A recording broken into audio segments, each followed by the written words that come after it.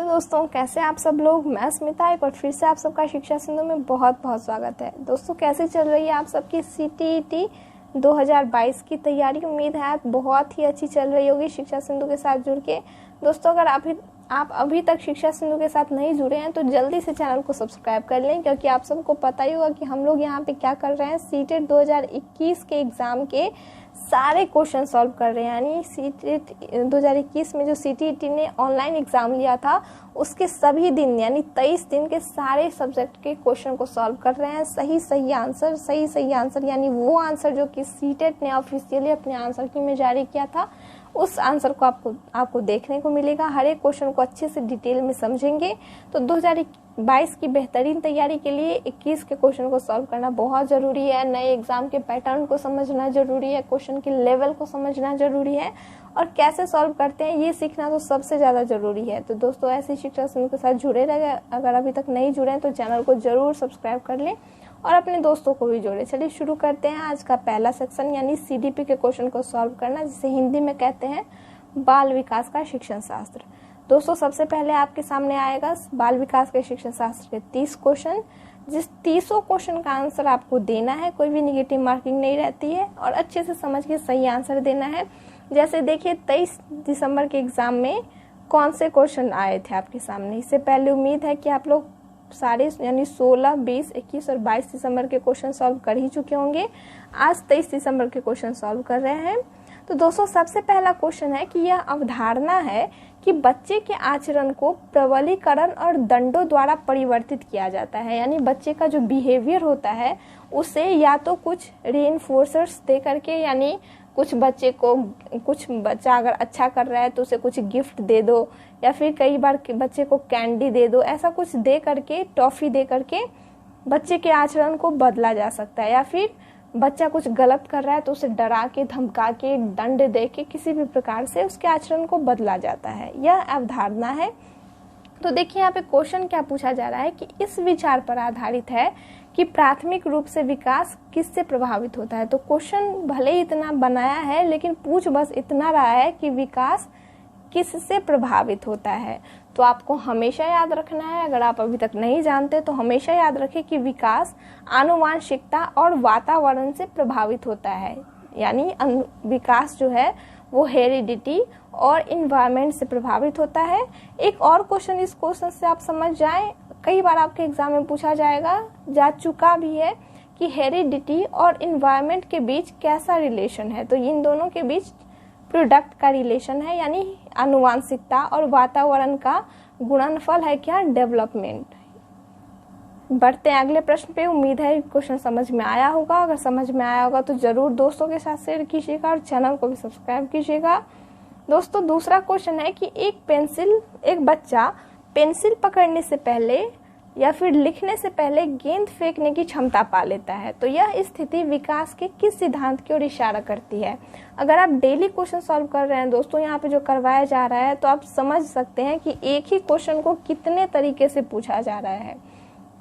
पिछले दिन किसी और तरीके से पूछा गया था, आज देखिए कैसे पूछा गया है। यानी कहा जा रहा है कि बच्चा पेंसिल पकड़ने या लिखने से पहले गेंद फेंकना सीख रहा है। यानी पेंसिल पकड़ने में किस चीज का प्रयोग किया जाता है, उंगलियों का प्रयोग किया जाता है, और गेंद फेंकने में किस चीज का प्रयोग किया जाता है, पूरी हथेली का प्रयोग किया जाता है। यानी बच्चा उंगली से पहले हथेली पे अपनी पकड़ पा रहा है। तो यह विकास की कौन सी सिद्धांत की ओर इशारा कर रहा है, तो यह अधोगामी सिद्धांत को बता रहा है, प्रॉक्सिमो डिस्टल सिद्धांत को बता रहा है, जो कि हर एक दिन मैं बताती हूँ। प्रॉक्सिमो डिस्टल सिद्धांत में क्या होता है, विकास केंद्र से बाहर की ओर जाते हैं। यानी बच्चे पहले अपने बाजू पे बच्चे की पकड़ आती है, फिर हथेली पे पकड़ आती है, और फिर उंगलियों पे बच्चे को पकड़ आती है। और दूसरा सिद्धांत कौन सा होता है, शीर्षगामी सिद्धांत। इसमें क्या होता है, विकास सिर से लेके पैर की ओर बढ़ता है। यानी बच्चा पहले अपना सर हिलाना शुरू करता है, फिर बैठना शुरू करता है, फिर उसके बाद बच्चा चलना शुरू करता है। इसे कहते हैं शीर्षगामी सिद्धांत, सिर से पैर की ओर। इसे इंग्लिश में कहते हैं सेफेलोकॉर्डल, इसे कहते हैं प्रॉक्सिमो डिस्टल। यहाँ पे बात हो रही है हथेली से उंगलियों की ओर, यानी अधोगामी सिद्धांत। समझ में आ रहा होगा आप सबको। तीसरा क्वेश्चन देखिए, तीसरा क्वेश्चन क्या है कि मोटर और कॉग्निटिव डेवलपमेंट हैपेंस कब तक, यानी गत्यात्मक और संज्ञानात्मक विकास कब तक होते हैं। तो हमेशा याद रखिए विकास यानी डेवलपमेंट जो होता है वो संपूर्ण जीवन काल के दौरान होता है। डेवलपमेंट पूरे जीवन काल तक चलता है, जिसे कई बार में कहते हैं ऊम टू टूम चलने वाली एक प्रक्रिया है विकास। वृद्धि रुक जाती है एक समय में जाके, लेकिन विकास जन्म से लेके कब्र तक चलती रहती है, यानी संपूर्ण जीवन काल तक चलने वाली प्रक्रिया होती है। नेक्स्ट क्वेश्चन है क्वेश्चन नंबर 4 कि बच्चों के प्राथमिक समाजीकरण के लिए निम्न में से कौन सी संस्था जिम्मेदार है। तो हमेशा याद रखिए बच्चे का प्राइमरी सोशलाइजेशन, प्राथमिक समाजीकरण, सबसे पहले बच्चे का समाजीकरण बच्चे के परिवार में उसके माता पिता अभिभावक के द्वारा होता है, यानी सबसे ज़्यादा जिम्मेदार संस्था प्राथमिक समाजीकरण के लिए बच्चे का परिवार है। अगला प्रश्न है कि भाषा और चिंतन के संदर्भ में जीन पियाजे के अनुसार निम्न में से कौन सा कथन सही है। तो दोस्तों भाषा और चिंतन जिसे कहते हैं लैंग्वेज और थॉट, इसके बारे में जीन पियाजे ने कहा है कि बच्चा जिस प्रकार से सोचेगा, बच्चे का चिंतन जैसा होगा, बच्चे का विचार जैसा होगा, बच्चे की भाषा भी वैसी ही होगी, यानी चिंतन भाषा का निर्धारण करता है। ऐसा कहा है जीन पियाजे ने कि थॉट डिटरमाइंस लैंग्वेज, यानी बच्चे में, ऐसे आसान भाषा में समझे कि बच्चे पहले चिंतन करना शुरू करते हैं, उसके बाद बच्चे बोलना शुरू करते हैं, ऐसा समझे, ऐसे याद रखिए इस चीज़ को। और कई बार आपके एग्जाम में जीन पियाजे की जगह वाइगोत्स्की का नाम दिख जाएगा, यानी हमेशा याद रखिए ये जो टॉपिक है भाषा एवं चिंतन, इनके बारे में दो लोगों ने बात की है, जीन पियाजे ने और वाइगोत्स्की ने। जीन पियाजे ने कहा है कि पहले चिंतन फिर भाषा, और वाइगोत्स्की ने कहा है पहले भाषा फिर चिंतन। हमेशा याद रखिए दूसरा स्टेटमेंट जो आपको दिख रहा होगा कि भाषा चिंतन का निर्धारण करती है, इसके बारे में कहा है किसने, इसके बारे में कहा है वाइगोत्स्की ने, और चिंतन भाषा का निर्धारण करती है, ये किसने कहा है, जीन पियाजे ने। तो इस क्वेश्चन का सही आंसर होगा ऑप्शन नंबर 1। नेक्स्ट क्वेश्चन है कि 2 गिलास में समान मात्रा में जल है, परंतु अनु सोचती है कि लंबे गिलास में छोटे और चौड़े गिलास से अधिक जल है, यानी एक गिलास है जो कि लंबा है और एक गिलास है जो कि चौड़ा है। दोनों में मान लीजिए 1 लीटर जल रखा हुआ है, तो लंबे गिलास में ये जल इतने दूर में है और चौड़े गिलास में ये जल इतने दूर में है। तो अनु सोचती है कि इसमें ज़्यादा जल है, इसमें कम जल है। तो जीन पियाजे के अनुसार अनु की सोच का आधार क्या है। तो दोस्तों अनु के सोच में अभी संरक्षणता नहीं आई है, यानी जिसे कहते हैं कंजर्वेशन, वो नहीं आई है। अगर कंजर्वेशन कब आती है, जब अनु समझ जाती कि दोनों में पानी की मात्रा समान है, तब अनु की सोच में कंजर्वेशन आ जाता। तो अनु की सोच में क्रमबद्धता भी नहीं है, ना ही परिपक्वता दिख रही है, यानी अनु की सोच कैसी है, केंद्रीयता जिसे कहते हैं सेंट्रलाइजेशन, बस वही अभी अनु की सोच में, सेंट्रेशन जिसे कहते हैं, यानी ऑप्शन नंबर 1 इसका सही आंसर है। और जब अनु समझ जाए कि दोनों गिलास में समान मात्रा में पानी है, अगर ऐसा पूछा जाए तो कहा जाएगा अनु की सोच कैसी है, कंजर्वेशन हो गई है अनु की सोच में, अभी बस सेंट्रेशन है। नेक्स्ट क्वेश्चन देखिए, इसे देख के शायद और आपको ये क्वेश्चन समझ में आ जाए कि क्वेश्चन है रिवर्सिबिलिटी के बारे में, जिसे हिंदी में कहते हैं प्रतिवर्तीयता, कि जीन पियाजे संज्ञानात्मक विकास के अनुसार, सिद्धांत के अनुसार रिवर्सिबिलिटी जो है किसी क्रिया को उल्टे क्रम में कर पाना किस चरण की बुनियादी उपलब्धि है। तो दोस्तों जीन पियाजे ने 4 चरण की बात की गई, और चारों चरण में वो किसी खास चीज को बताते हैं। जैसे संवेदी गामक चरण जो सबसे पहला सेंसरी मोटर स्टेज है, उसमें उन्होंने बताया है वस्तु स्थायित्व के बारे में, यानी वस्तु स्थायित्व कहते हैं। आप जीन पियाजे के सिद्धांत को पढ़ेंगे तो इसे डिटेल में समझेंगे, जरूर पढ़िएगा, पढ़ाया जा चुका है 5 इम्पोर्टेंट थ्योरी में। उसमें देखिएगा कि संवेदी गामक चरण में क्या किस चीज़ की बात की जाती है, वस्तु स्थायित्व की बात की जाती है। पूर्व संक्रियात्मक चरण में बात की जाती है, जिसे हम अभी देखे थे कि पानी के बारे में नहीं समझ पा रही थी अनु, वो सेंट्रेशन की भावना जिसमें थी वो आती है पूर्व संक्रियात्मक चरण में। और यहाँ पे जो बात हो रही है रिवर्सिबिलिटी की, यानी उल्टा करके सोचने की, यानी ये सोचने की कि इस ग्लास में ज़्यादा पानी नहीं है, दोनों में एक समान ही पानी है, उसे कहते हैं मूर्त संक्रियात्मक चरण में ये आता है। और ये क्या कहलाता है? रिवर्सिबिलिटी। यानी रिवर्सिबिलिटी इतना समझ लें किस चरण की उपलब्धि है? मूर्त संक्रियात्मक चरण की ये उपलब्धि है। नेक्स्ट क्वेश्चन है क्वेश्चन नंबर 8 की गणित की अध्यापिका है, वह उच्चतर कौशलपूर्ण छात्रों को अपने सहपाठियों की सहायता और मार्गदर्शन करवाती है। यानी एक गणित की अध्यापिका क्या करती है अपनी कक्षा में? जो बच्चे पढ़ने में बहुत अच्छे रहते हैं, उच्चतर कौशल प्राप्त करते हैं, उसे कहती है कमजोर बच्चों की मदद करने के लिए, उन्हें मार्गदर्शित करने के लिए। तो वो किस सैद्धांतिक कार्य का गठन करने में प्रयास कर रही है? तो दोस्तों यहाँ पे कैसे सिखला रही है बच्चों को? अपने सहपाठियों की मदद के द्वारा। यानी एक ये बात कर रही किस चीज की? लेवाइगोत्स्की के सामाजिक संरचनावाद की। यानी लेवाइगोत्स्की ने बात की थी कि बच्चे समाज में रह के एक दूसरे से सीखते हैं, यानी एक दूसरे से सीखने की बात कर रही है। तो इसका सही आंसर होगा ऑप्शन नंबर 1। नेक्स्ट क्वेश्चन है क्वेश्चन नंबर 9 की लेवाइगोत्स्की द्वारा दिए बच्चों के विकास का सिद्धांत किस पर आधारित है? लेवाइगोत्स्की का सिद्धांत भाषा और संस्कृति पर आधारित है। जीन पियाजे, लेवाइगोत्स्की, लॉरेंस कोहलबर्ग, ये सारे सिद्धांत बहुत ही जरूरी हैं आप सबको पढ़ना सीटेट के लिए। नेक्स्ट क्वेश्चन है दोस्तों कि जेंडर कैसा कंसेप्ट है? बायोलॉजिकल कंसेप्ट है, मोरल, सोशल या फिर साइकोलॉजिकल? तो हमेशा याद रखिए जेंडर एक सामाजिक अवधारणा है। अगर बात की जाए सेक्स की तो इस सेक्स की बात अगर की जाए तो ये कैसी होगी? ये होगी जैविक अवधारणा, बायोलॉजिकल कंसेप्ट। और अगर यहाँ पे बात हो रही है जेंडर की, तो जेंडर क्या है? एक सामाजिक अवधारणा है। हमेशा इन दोनों चीजों को याद रखें, अगर हो तो नोट कर ले अभी।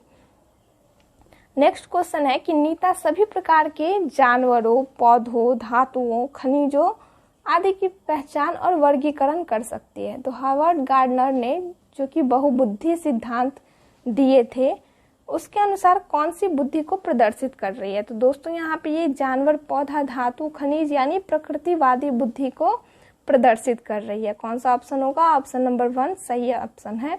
अगर भाषा वाली कोई बात रहती तो भाषाई बुद्धि होती। अगर दूसरों के व्यक्ति के मन की बात होती तो यह अंतःवैयक्तिक होती। और अपने अंदर की बात कर रही होती तो यह अंतर्वैयक्तिक होती। तो यहाँ पे बात कर रही है किस चीज की? प्रकृति से जुड़ी हुई चीजों की, यानी प्रकृतिवादी बुद्धि है इसकी। नेक्स्ट क्वेश्चन है कि कक्षा में व्यक्ति विभिन्नताओं को संभालने हेतु एक प्राथमिक शिक्षिका को निम्न में से क्या करना चाहिए? बच्चों की भी जो विभिन्नता है उसे कैसे संभालना चाहिए? कक्षा में सबके लिए कड़े नियम बना के या फिर बच्चे को दंडित करके? बिल्कुल नहीं। ना ही प्राथमिक स्तर पर पेपर पेंसिल आधारित मानक परीक्षण लेना चाहिए।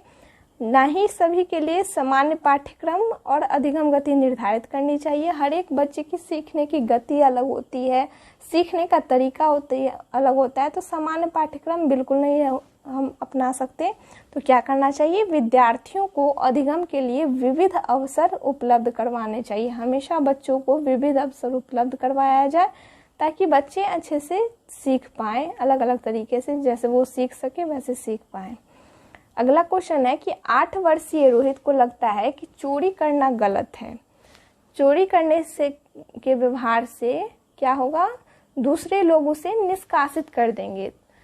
तो लॉरेंस कोहलबर्ग द्वारा दिए गए नैतिक सिद्धांत के अनुसार वह किस चरण पे है? तो दोस्तों लॉरेंस कोहलबर्ग की कहानी तो आप सब जानते ही होंगे। इन्होंने बच्चों को नैतिक विकास की कहानी सुनाई थी कि चोरी करने पर क्या होता है। तो बच्चे अलग अलग उम्र के बच्चे इस चीज का अलग अलग आंसर दिए थे। तो अगर बच्चा बात सोच रहा है दोस्तों कि दूसरे लोगों से अगर वो चोरी करेगा तो दूसरे लोग उसे निष्कासित करेंगे, यानी दूसरे लोगों की नजर में वो क्या होगा?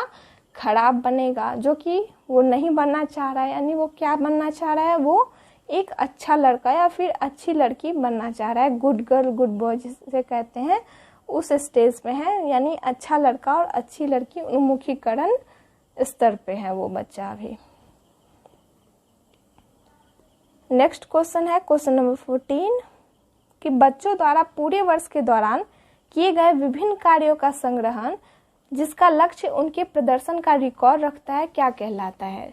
तो दोस्तों पूरे साल के प्रदर्शन का रिकॉर्ड, परफॉर्मेंस के रिकॉर्ड को कहा जाता है पोर्टफोलियो। हमेशा आपके एग्जाम में दो में से एक क्वेश्चन पूछे जाएगा, या तो पोर्टफोलियो के बारे में क्वेश्चन आएगा सीडीपी में या फिर एनेक्डोटल रिकॉर्ड। इन दोनों को हमेशा याद रखें। पोर्टफोलियो हमेशा याद रखें क्या कहलाता है, पूरे साल के परफॉर्मेंस के रिकॉर्ड को कहा जाता है पोर्टफोलियो। नेक्स्ट क्वेश्चन है कि एक प्रगतिशील स्कूल में दी गई शिक्षा बच्चों को क्या बनाती है। तो एक प्रोग्रेसिव स्कूल में दी गई शिक्षा हमेशा बच्चे को सक्रिय अन्वेषक बनाती है, कभी भी सक्रिय एक्टिव फॉलोअर नहीं बनाती, और पैसिव तो कभी किसी भी तरह से नहीं बनाती, ना ही फॉलोअर ना ही अन्वेषक। वो क्या बनाती है, प्रोग्रेसिव स्कूल बच्चों को सक्रिय अन्वेषक बनाती है। नेक्स्ट क्वेश्चन है कि फ्लुएंसी, इलेबोरेशन या फिर फ्लेक्सिबिलिटी किसके कैरेक्टर है। तो दोस्तों ये सारे हैं क्रिएटिविटी के कैरेक्टर। प्रवाह, विस्तारीकरण, लचीलापन हमेशा याद रखें, ये सारे सृजनात्मकता के लक्षण होते हैं। कई बार आपके एग्जाम में ये पूछा गया है क्वेश्चन। नेक्स्ट क्वेश्चन है कि शारीरिक चुनौती अनुभव करने वाले विद्यार्थियों के समावेशन हेतु क्या जरूरी है। अगर कोई बच्चा शारीरिक रूप से कमजोर है, या तो वो चलने में कमजोर है, देखने में कमजोर है, उसे ठीक से दिखाई नहीं देता या फिर ठीक से सुनाई नहीं देता, तो उसके साथ क्या करना चाहिए। मानकीकृत पाठ्यक्रम यानी एक समान पाठ्यक्रम सभी बच्चों के लिए बिल्कुल नहीं रखना चाहिए, क्योंकि वो शारीरिक रूप से अलग है। आधारभूत अभिगम्यता देनी चाहिए। अधिकारियों द्वारा स्थिर दृष्टिकोण, दोस्तों रिजिड दृष्टिकोण बिल्कुल नहीं रखना, हमेशा फ्लेक्सिबल दृष्टिकोण रखना है। विशेष स्कूलों में स्थापन, ऐसा भी नहीं करना है कि अगर बच्चा शारीरिक रूप से अलग है तो उसे किसी विशेष स्कूल में डाल दें। उन्हें सामान्य बच्चों के साथ रख के अच्छे से उसे आधारभूत सहायता प्रदान करके उसे समावेशन करना चाहिए, समावेशित करना चाहिए, इंटीग्रेट करना चाहिए। यानी कौन सा ऑप्शन होगा सही, इसका सही होगा ऑप्शन नंबर 2 सही आंसर होगा। नेक्स्ट क्वेश्चन है कि dyslexia is generally characterised as, यानी डिसलेक्सिया जिसे कहते हैं पठन वैफल्यता, उसको निम्नलिखित में से किस वर्ग में सम्मिलित किया जाता है। तो दोस्तों ये वैफल्यता यानी वैफल्यता को विकार कहा जाता है। तो विकार और विकलांगता दो अलग अलग चीज होते हैं। यहाँ पे आपको कई, जैसे हल्की मानसिक मंदता जो होती है इसे कहते हैं विकार, और अगर कोई बच्चा ठीक से चल नहीं पा रहा है यानी शरीर के अंगों में कुछ गड़बड़ी है तो उसे कहते हैं विकलांगता। हमेशा याद रखें विकलांगता और विकार दो चीज है। तो अगर पठन वैफल्यता की बात हो रही है तो वो अधिगम विकार का बहुक्रम है। ऑप्शन नंबर 1 इसका सही आंसर होगा। ये लर्निंग डिसऑर्डर है, पठन वैफल्यता, डिसलेक्सिया एक लर्निंग डिसऑर्डर है। नेक्स्ट क्वेश्चन है कि निम्न में से कौन सा समावेशी अध्यापन का सिद्धांत नहीं है, यानी इंक्लूसिव टीचिंग का कौन सा एग्जाम्पल नहीं है। ध्यान दे क्वेश्चन में पूछ रहा है नहीं। तो दोस्तों पृथकीकरण या फिर नामीकरण, बच्चे को लेवल दे देना या फिर पृथक करना, ये समावेशी यानी इंक्लूसिव टीचिंग का एग्जाम्पल नहीं है। बच्चे को हमेशा एकीकृत करना है और लेबलिंग तो कभी करना ही नहीं है बच्चों की। यानी कौन सा इसका ऑप्शन सही होगा, ऑप्शन नंबर 2 इसका सही आंसर होगा। नेक्स्ट क्वेश्चन है एजर्शन और रीजन वाला। एक कथन दिया हुआ है, एक तर्क कहें या कारण कहें वो दिया हुआ है और आपको सही ऑप्शन चुनना है। तो कथन है दोस्तों, कुम्हार समुदाय से संबंधित बच्चे संख्या संरक्षण से पहले द्रव्यमान संरक्षण सीख लेते हैं। ये बिल्कुल सही है। बच्चे बचपन से ही देखते आ रहे हैं कि कैसे कितना मिट्टी लिया जाता है, क्या किया जाता है चीजों को बनाने के लिए, तो वो संख्या संरक्षण से पहले द्रव्यमान संरक्षण सीख जाते हैं। तो कारण या तर्क दिया हुआ है कि अधिगम और विकास एक सामाजिक सांस्कृतिक परिप्रेक्ष्य में होती है। तो ये इसकी बिल्कुल सही व्याख्या कर रहा है कि ये यहाँ पे बच्चा जो अधिगम सीख रहा है कुछ, वो कैसे सीख रहा है, समाज में रह के अपनी संस्कृति से सीख रहा है। यानी कौन सा ऑप्शन सही होगा, ऑप्शन नंबर ए कि ए और आर दोनों सही हैं और आर सही व्याख्या करता है ए की। तो ऑप्शन नंबर 1 इसका सही आंसर होगा। नेक्स्ट क्वेश्चन है, इस प्रकार के क्वेश्चन इसी बार से पूछे जाने लगे हैं सीटेट में 2021 से ही। नेक्स्ट क्वेश्चन है कि जब छात्र एक व्यवहार को अवलोकन द्वारा सीखते हैं तो इस प्रक्रिया का प्रथम चरण क्या होता है। दोस्तों ये क्वेश्चन एक क्वेश्चन नहीं है, ये क्वेश्चन 4 क्वेश्चन है। इस क्वेश्चन को जरूर नोट कर लीजिएगा अपने कॉपी में कि व्यवहार के अवलोकन के कौन कौन से चरण होते हैं। ये हमेशा याद रखिएगा, इसके 4 चरण होते हैं। व्यवहार का अवलोकन चार चरण में होता है। सबसे पहले क्या होता है, सबसे पहले बच्चा क्या करता है, प्रतिमान पर ध्यान केंद्रित करता है, यानी प्रतिमान कहते हैं मॉडल। बच्चा किसी भी मॉडल पे सबसे पहले क्या करेगा, अपना ध्यान केंद्रित करेगा। जैसे मान लीजिए एग्जाम्पल से समझते हैं कि कोई बच्चा है वो किसी फिल्म में किसी सुपर हीरो को देखता है, जैसे स्पाइडरमैन या किसी भी हीरो को देखता है तो वो क्या करता है, पहले ध्यान से उसे देखता है। यानी सबसे पहला चरण कौन सा होगा जो कि इस क्वेश्चन में पूछा गया है। इस क्वेश्चन का सही आंसर होगा ऑप्शन नंबर 2। सबसे प्रथम चरण होगा कि प्रतिमान यानी मॉडल पर ध्यान केंद्रित करना। उसके बाद क्या, प्रतिमान की क्रियाओं को याद रखना। उसके बाद क्या करता है, अगर मान लीजिए बच्चा किसी हीरो को देख रहा है, देखने के बाद क्या करेगा, अगर कोई फाइटिंग सीन हो रहा है तो बच्चा ध्यान देगा कि कैसे कैसे फाइट कर रहा है, हीरो है या फिर जो भी है वो कैसे फाइट कर रहा है। तो उसके बाद क्या होगा, मॉडल की क्रियाओं पर वो क्या करेगा, याद रखेगा। पहले ध्यान देगा, ध्यान से देखेगा, फिर उसे याद रखेगा। उसके बाद क्या करेगा, प्रतिमान यानी मॉडल जो है उसका जो व्यवहार है, वो फाइटिंग सीन जो कर रहा है उसे क्या करेगा, वो दोहराएगा, अभ्यास करेगा। जैसे ढिसुम ढिसुम करके हीरो लड़ता है वैसे ही वो भी फाइट करेगा, या फिर स्पाइडरमैन के जैसे वो उड़ने की कोशिश करेगा। ऐसे ऐसे कुछ कुछ चीज़ों को करना शुरू करेगा। यानी तीसरा स्टेप क्या होगा, उसे वो दोहराएगा, रिपीट करेगा और ड्रिल करेगा यानी अभ्यास करेगा। और सबसे लास्ट में क्या होगा, अपने द्वारा जो उसने अनुकरण किए होगा उस व्यवहार का वो क्या करेगा, अवलोकन करेगा कि उसने कैसा किया है। तो ये होगा सबसे चौथा चरण। तो हमेशा याद रखिए 4 चरण होते हैं व्यवहार के अवलोकन के। प्रतिमान पर ध्यान केंद्रित करना, क्रियाओं को याद रखना, क्रियाओं को दोहराना और अभ्यास करना, और सबसे लास्ट में आकलन करना। ये 4 चरण होते हैं। अगला क्वेश्चन है, अधिगमकर्ताओं द्वारा की गई त्रुटियों को समझना एक अध्यापिका के लिए महत्वपूर्ण है। अगर कोई बच्चा कोई गलती कर रहा है तो उस गलती को समझना कि बच्चा गलती क्यों कर रहा है, एक टीचर के लिए क्यों इम्पोर्टेंट है। क्योंकि इससे क्या होता है, बच्चा किस प्रकार से सोच रहा है, बच्चे की सोचने की प्रक्रिया कैसी है, वो टीचर इसे समझ सकती है। यानी कौन सा ऑप्शन सही होगा, ऑप्शन नंबर 2 सही होगा। ना ही उसे ध्यान देना चाहिए बच्चे को कमजोर और तीव्र समझने के लिए, ना ही उनके अभिभावकों यानी पेरेंट्स को सूचित करने के लिए, ना ही उसे अलग करने या फिर लेवलिंग करने के लिए। ऑप्शन नंबर 2 इसका सही आंसर है। अगला प्रश्न है कि राष्ट्रीय शिक्षा नीति जो कि 2020 में आई थी उसके अनुसार अधिगम कैसा होना चाहिए। तो अधिगम हमेशा प्रयोगात्मक होना चाहिए, यानी ऑप्शन नंबर 3 इसका सही आंसर होगा। नेक्स्ट क्वेश्चन है कि परीक्षा शुरू होने से पहले तन्वी जो है वो क्या करती है, गहरी श्वास भरती है। तो दुश्चिंता यानी एंजाइटी से निपटने के लिए वह कौन सी तकनीक अपना रही है। कई बार आप भी देखते होंगे कि कुछ करने से पहले लोग क्या करते हैं, गहरी सांस भरते हैं फिर काम को शुरू करते हैं। यानी उस काम को लेके जो उनके अंदर डर रहता है, जो एंजाइटी रहती है, उससे निपटने के लिए कौन सी तकनीक होगी। इस तकनीक को कहते हैं भाव नियमन, जिसे इंग्लिश में कहा जाता है दोस्तों इमोशन मैनेजमेंट। इमोशन मैनेजमेंट के बारे में आप सबने कहीं ना कहीं सुना ही होगा। इमोशन मैनेजमेंट कहा जाता है इसे, भाव नियमन कहा जाता है इस तकनीक को। नेक्स्ट क्वेश्चन है क्वेश्चन नंबर 25 कि कोविड-19 महामारी के टाइम तालाबंदी यानी लॉकडाउन के दौरान, ये बिना लिखा हुआ है, बिना किसी के बढ़ावा दिए रोहिणी नाम की लड़की क्या कर रही है, अपनी बड़ी बहन के पास जो कहानियों की पुस्तकें मौजूद है उसे पढ़ना पसंद कर रही है। तो रोहिणी कैसी अधिगम करता है।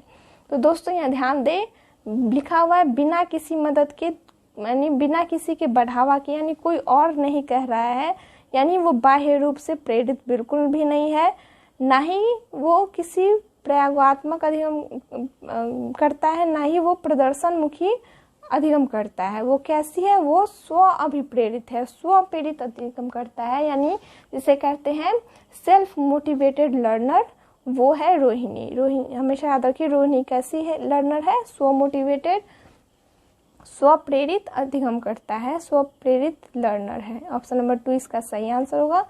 नेक्स्ट क्वेश्चन है कि बच्चों द्वारा गृहीत वैकल्पिक संकल्पनाएं और भ्रांतियां क्या दर्शाती है। कई बार आप देखते होंगे बच्चों के अंदर कुछ संकल्पनाएं बच्चे अपने मन में बना लेते हैं या फिर कोई भ्रांति बैठा लेते हैं। जैसे अगर कोई बच्चा के पास कोई गुड़िया है, गुड्डा है, उसे खेलता है तो क्या करता है? सोचता है कि अगर वो गिर गया तो उसे चोट लग गई होगी, या फिर उसे भी नहलाता है, अपने साथ बिठा के उसे भी खिलाता है। या फिर मान लीजिए कोई दीवार है, अगर बच्चे को उस दीवार से चोट लगी तो क्या करते हैं बच्चे, पेरेंट्स क्या करते हैं? दीवार को 2 थप्पड़ लगा देते हैं। बच्चा खुश हो जाता है कि मुझे चोट लगी, दीवार को भी पिटाई पड़ी। तो ऐसी संकल्पनाएं बना लेना, ऐसी भ्रांतियां बना लेना क्या दिखलाता है? क्या वो यह दिखलाता है कि बच्चा सीख नहीं सकता, बच्चा लर्नर अधिगम में अक्षम है? ऐसा बिल्कुल नहीं दिखाता। ना ही ये निराधार दावे को प्रदर्शित करता है, और संकल्पनात्मक ठहराव की बात तो बिल्कुल भी नहीं। ये क्या है? बच्चे का किसी भी चीज के लिए, किसी भी संप्रत्यय के लिए उसके सहज विचार को दिखला रहा है। यानी कौन सा ऑप्शन होगा इसका सही? ऑप्शन नंबर 2 इसका सही आंसर होगा। नेक्स्ट क्वेश्चन है कि निम्नलिखित में से नीचे कुछ दिए हुए हैं शैक्षणिक योजनाएं, उसमें प्राथमिक स्तरीय कक्षा के लिए आपको प्रभावकारी योजना को चुनना है। हमेशा ध्यान दें, प्राथमिक स्तर लिखा है तो प्राथमिक स्तर के लिए ही चुनना है। तो सबसे पहला है संकल्पनात्मक मानचित्रों का इस्तेमाल, यानी कॉन्सेप्ट मैप जिसे कहते हैं, उसका इस्तेमाल जरूर करना चाहिए। अमूर्त से मूर्त संकल्पना की ओर बढ़ना बिल्कुल सही नहीं है दोस्तों। अमूर्त से मूर्त नहीं, बल्कि मूर्त से अमूर्त संकल्पना की ओर बढ़ना चाहिए। यानी अगर बच्चे को हमें सिखाना है किसी भी चीज का के बारे में, मान लीजिए कोई पेपर है तो पहले हम पेपर दिखलाएंगे बच्चे को, उसके बाद समझाएंगे कि ये पेपर में 4 कोण है, पेपर का साइज जो है वो रेक्टेंगुलर है, ऐसा कुछ समझाएंगे। यानी पहले मूर्त रूप से बच्चे को दिखलाएंगे, उसके बाद उसके गुणों के बारे में समझाएंगे। यानी मूर्त से अमूर्त की ओर बढ़ा जाता है। तो दूसरा ऑप्शन नहीं होगा। तीसरा है विविध सामग्रियों का प्रावधान होना, ये भी सही है। और कहानियों और उपाख्यानों का इस्तेमाल करना, ये भी सही है। तो ऑप्शन 2 जिस ऑप्शन में है वो ऑप्शन नहीं होगा। तो कौन सा ऑप्शन सही होगा? सेकेंड वाला। नेक्स्ट क्वेश्चन है कि एक प्राथमिक शिक्षिका अपने छात्रों को सभी जानकारियों को कम से कम 5 बार अपनी कॉपी में लिखने के लिए कहती है। तो शिक्षण की यह विधि कैसी है? आप लोग भी देखे होंगे, जब बच्चे होंगे तो अगर कुछ गलती हो जाए क्लास में तो क्या करती थी? टीचर कहती थी 5-5 बार जाओ और इस चीज को लिख के लाओ। तो दोस्तों सबसे पहली बात कि ये जो शिक्षण विधि है ये कभी भी प्रभावकारी नहीं होगी। क्यों प्रभावकारी नहीं होगी? क्योंकि केवल पूर्वाभ्यास जिसे कहते हैं, इस प्रोसेस को इंग्लिश में कहा जाता है दोस्तों ड्रिलिंग प्रोसेस। ये ड्रिलिंग प्रोसेस कभी भी अर्थपूर्ण नहीं होता है, क्योंकि अधिगम के लिए यह एक उपयुक्त तकनीक नहीं है। इस ड्रिलिंग की जगह पे ये भी हो सकता था कि बच्चा जो गलती कर रहा है, मान लीजिए बच्चा को हम 2 जोड़ 2 दिए और बच्चा 5 लिखा, तो हम बच्चे को बोलेंगे 2 जोड़ 2 = 4, ऐसा जाओ अपनी कॉपी में 5 बार देखो। इससे अच्छा है कि हम समझाएंगे बच्चे को कि 2 जोड़ 2 5 क्यों नहीं होगा, 2 जोड़ 2 4 ही क्यों होगा। ड्रिलिंग की जगह हम उसे क्या करेंगे? समझाएंगे, बताएंगे, या फिर समझने में मदद करेंगे, उसे खुद से समझने का तरीका बतलाएंगे। यानी कौन सा ऑप्शन होगा? ऑप्शन नंबर 3 कि ये प्रभावकारी नहीं होता है, क्योंकि केवल पूर्वाभ्यास करना अर्थपूर्ण अधिगम की उपयुक्त तकनीक नहीं है। नेक्स्ट क्वेश्चन है आज का सेकेंड लास्ट क्वेश्चन कि निम्नलिखित में से कौन सी योजनाएं समस्या समाधान के लिए प्रभावशाली है? कलन विधि एक प्रभावशाली योजना है प्रॉब्लम सॉल्विंग के लिए। अन्वेषण भी एक प्रभावशाली है। बिना बोध के प्रयत्न त्रुटि दोहराव, ये बिल्कुल सही नहीं है। और ना ही प्रकारात्मक अबाध्यता। तो कौन सा ऑप्शन सही होगा? ऑप्शन नंबर 2 इसका सही आंसर होगा। और आज का लास्ट क्वेश्चन है कि निम्न में से कौन सा क्रियाकलाप बच्चों के सीखने में उसके पूर्व ज्ञान का उपयोग नहीं करता है? तो दोस्तों रटना जैसी प्रक्रिया में बच्चों के पूर्व ज्ञान का उपयोग बिल्कुल नहीं होता है, और ना ही हमें ऐसा कहीं करवाना चाहिए, रोट मेमोराइजेशन नहीं करवाना चाहिए। और क्वेश्चन जो पूछा जा रहा है कि किसमें प्रीवियस नॉलेज का यूज़ नहीं होता है, तो रोट मेमोराइजेशन में कभी भी प्रीवियस नॉलेज का यूज़ नहीं होता है। तो ऑप्शन नंबर 1 इसका सही आंसर है। कैसा लगा वीडियो ज़रूर बताइएगा, पसंद आया हो तो लाइक शेयर और सब्सक्राइब जरूर कीजिएगा। कल यानी अगले वीडियो में हम लोग सॉल्व करेंगे गणित के क्वेश्चन को, सीटेट 2022 के 23 दिसंबर के गणित के क्वेश्चन को। इससे पहले का वीडियो अगर नहीं देखे हो तो ज़रूर देख लीजिएगा। शिक्षा सिंधु के साथ ऐसे ही जुड़े रहें और पसंद आया हो तो लाइक शेयर और सब्सक्राइब जरूर कीजिएगा। अपने दोस्तों